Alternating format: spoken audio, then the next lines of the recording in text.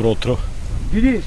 Днес лова започва, т.е. не започва, малко офроуд, малко каскади и има малко кацнал на едно дърво.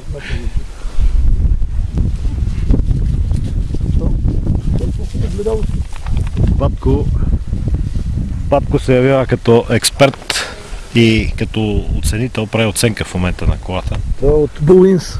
Той е от Мекинс. Мамо майката колко е стръмно тук.